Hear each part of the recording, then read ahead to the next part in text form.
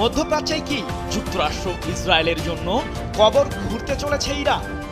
ইরানের যুদ্ধ পরিস্থিতি নিয়ে টেলিগ্রাফ একটা রিপোর্ট প্রকাশ করেছে। সেই রিপোর্টটি খুব গুরুত্বপূর্ণ। সেটি হচ্ছে নিখোঁজ মার্কিন পাইলটের ভাগ্য যুদ্ধের গতিপথ বদলে দিতে পারে।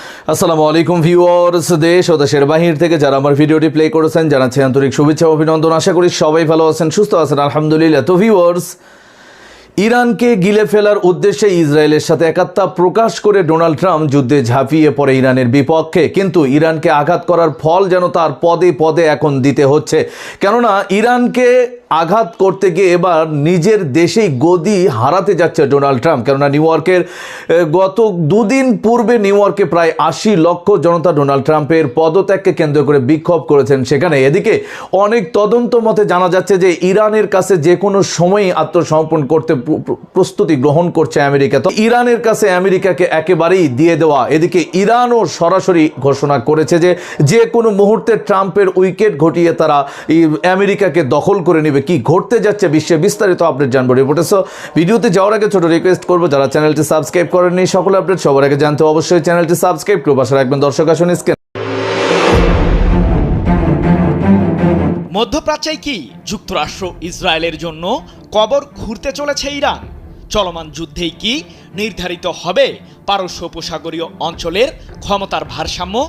কারণ মধ্যপ্রাচ্যে থাকা ইহুদিবাদীদের সকল স্থাপনাকে গুড়িয়ে দেওয়ার হুমকি দিয়েছে ইরানের সর্বোচ্চ প্রতিরক্ষা বাহিনী আইআরজিসির খাতাম আল আনবিয়া কেন্দ্রীয় সদর দপ্তরের মুখপাত্র ইব্রাহিম জুলফাগারি। কিন্তু কোন অস্ত্র ব্যবহার করে এমন হামলা চালাবে তেহরান? প্রশ্ন হলো, ইরানের সামরিক বাহিনী কি পারবে যুক্তরাষ্ট্রের স্থল অভিযান ঠেকাতে? ইরানের বিরুদ্ধে যুদ্ধ বাঁধিয়ে খানিকটা বিপদেই পড়েছে মার্কিন প্রশাসন। নির্দিষ্ট লক্ষ্য এখন পর্যন্ত অর্জন না হওয়ায় যুদ্ধের ময়দান থেকে সরে যেতেও পারছে না যুক্তরাষ্ট্র। উল্টো ইসরায়েলের প্রধানমন্ত্রী বেনিয়ামিন নেতানিয়াহুর প্ররোচনায় পড়ে এখন ভিন্ন ধরনের ষড়যন্ত্রের ছক তৈরি করছে হোয়াইট হাউস। কিন্তু সেটাতে কি সফল হতে পারবে যুক্তরাষ্ট্র, নাকি ইরানের পাল্টা জবাবের মুখে পড়ে যুদ্ধের ময়দান থেকে পরাজয় মেনেই বিদায় নেবে ইহুদিবাদীরা? যুদ্ধের ময়দানকে যে কতটা কাঁপিয়ে তুলতে পারে ইরানের সামরিক বাহিনী, সে বিষয়টি এখন হাড়ে হাড়ে টের পাচ্ছে ইহুদিবাদীরা। পারস্য উপসাগরীয় অঞ্চলের বেশিরভাগ দেশে থাকা যুক্তরাষ্ট্রের সামরিক ঘাঁটিগুলোকে এক প্রকার ধ্বংস করে দিয়েছে তেহরান। আর এর পেছনে রয়েছে ইরানের ক্ষেপণাস্ত্র ও আত্মঘাতী ড্রোনের শক্তি। ইরানের যোগাযোগ ব্যবস্থা, বিদ্যুৎ কেন্দ্র ও জ্বালানি অবকাঠামোকে ধ্বংস করার হুমকি বারবার দিয়েই চলেছেন মার্কিন প্রেসিডেন্ট ডোনাল্ড ট্রাম্প। ইরানের যুদ্ধ পরিস্থিতি নিয়ে টেলিগ্রাফ একটা রিপোর্ট প্রকাশ করেছে। সেই রিপোর্টটি খুব গুরুত্বপূর্ণ। সেটি হচ্ছে নিখোঁজ মার্কিন পাইলটের ভাগ্য যুদ্ধের গতিপথ বদলে দিতে পারে। যে যুদ্ধ বিমান যেটা ভূপাতিত করা হয়েছে, একজনকে উদ্ধার করতে পারছে, খুব নিচু দিয়ে হেলিকপ্টারে করে উদ্ধার করতে যেয়ে সেটাও আবার হামলার মুখে পড়ছে, ক্ষতিগ্রস্ত হয়েছে, কিন্তু নিরাপদে অবতরণ করতে পারছে। কিন্তু আরেকজনকে উদ্ধার করা সম্ভব হয়নি। এখন ইরানের সামরিক বাহিনী সেটি উদ্ধার করার চেষ্টা করছে। পুরস্কার ঘোষণা করা হয়েছে $66,000 ইরানিদেরকে, যে দুর্গম পাহাড়ি অঞ্চলে সেখানে যেন তারা যদি উদ্ধার করে, এবং বলা হচ্ছে কোনোভাবেই তাদেরকে লাঞ্ছিত করা যাবে না, আহত করা যাবে না, নিহত করা যাবে না। ধরাই দিতে পারলে 66,000 প্লাস পুরস্কার দেওয়া হবে। এখন এর ফলে কি হতে পারে? এর ফলে যেটা হইতে পারে যে আমেরিকা আরো ক্ষুব্ধ হইতে পারে, ট্রাম্প আরো ভয়াল ভাবে আক্রমণ করতে পারে।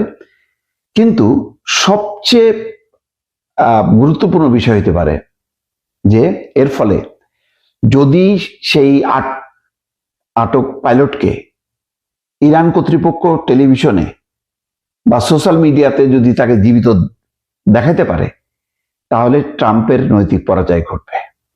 মার্কিন জনমত তখন প্রবলভাবে চেপে ধরবে যে এইটা আমেরিকার জন্য অসম্মানজনক, এই যুদ্ধ বন্ধ করো।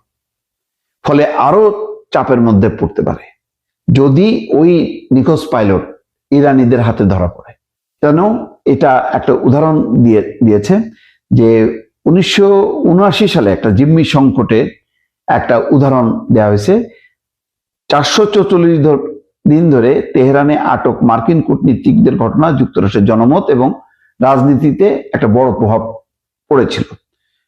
সেটা কি, জিমি কার্টার তখন এই কারণে নির্বাচনে পরাজিত হয়েছিল ধরা হয়, কারণ এতদিন ধরে মার্কিন কর্মকর্তারা মানে কূটনীতিকরা আটক ছিল, তাদেরকে উদ্ধার করতে পারেনি। এটার ফলে ওই সময় ক্ষমতাসীন যেই জিমি কার্টার পরবর্তীতে নির্বাচনে তিনি পরাজিত হয়েছিলেন।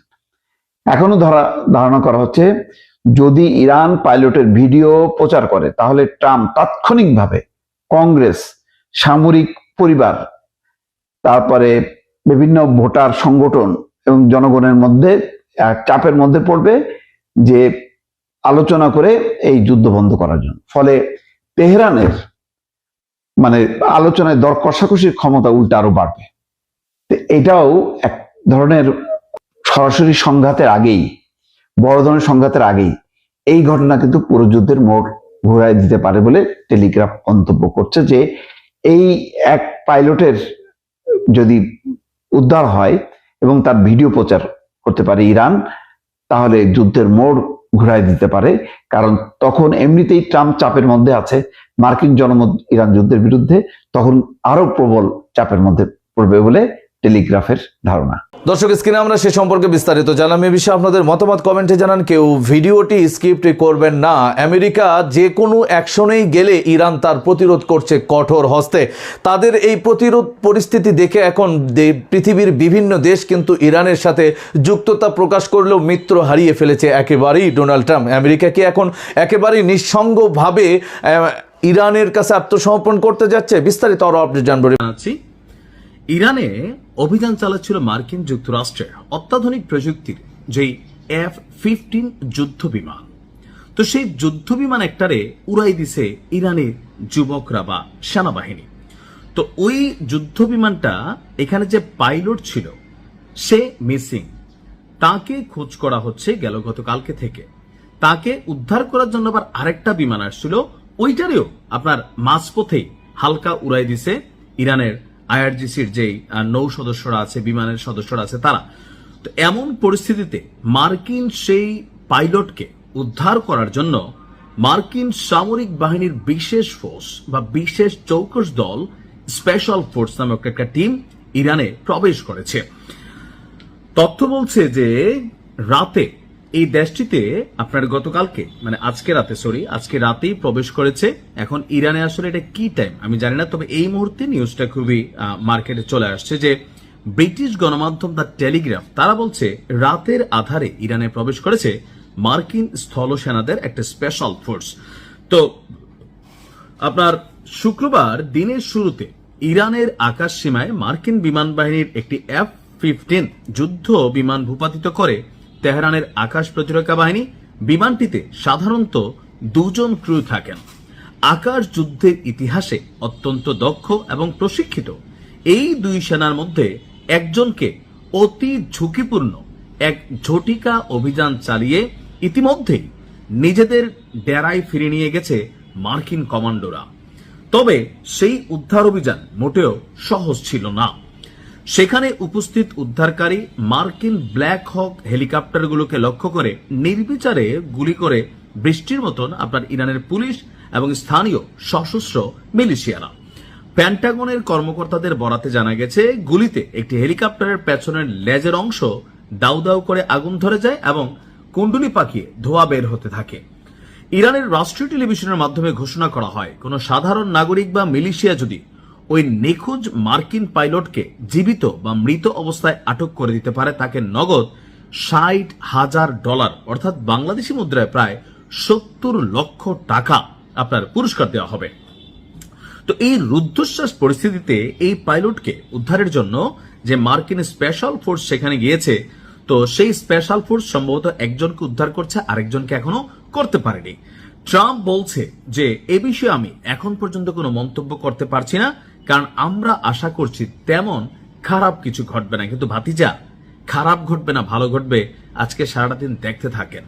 তো এখানে আসলে স্পেশাল ফোর্সের আমার ধারণা 2 থেকে 300 সেনা, হতে পারে 1 থেকে 200 সেনা, তবে সংখ্যাটা কত আপনার এটা কিন্তু এখনো সামনে আসেনি। তবে মার্কিন এই বিশেষ বাহিনী প্রবেশ করেছে তাদের যে মিসিং যে পাইলট আছে তাকে উদ্ধার করার জন্য।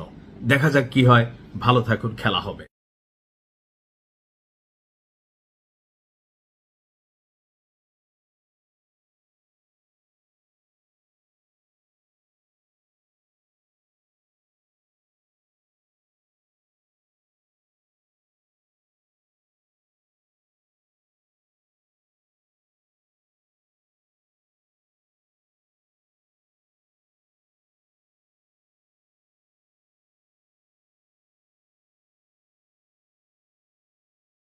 দর্শক, স্ক্রিনে আমরা সে সম্পর্কে বিস্তারিত জানলাম। সো ভিডিও এই পর্যন্ত। ভালো লাগলে লাইক অ্যান্ড কমেন্ট করবেন। দেশের সকল আপডেট সবার আগে জানতে অবশ্যই চ্যানেলটি সাবস্ক্রাইব করে পাশে রাখবেন। দেখা হবে পরবর্তী ভিডিওতে ইনশাআল্লাহ। আসসালামু আলাইকুম ওয়া রাহমাতুল্লাহ।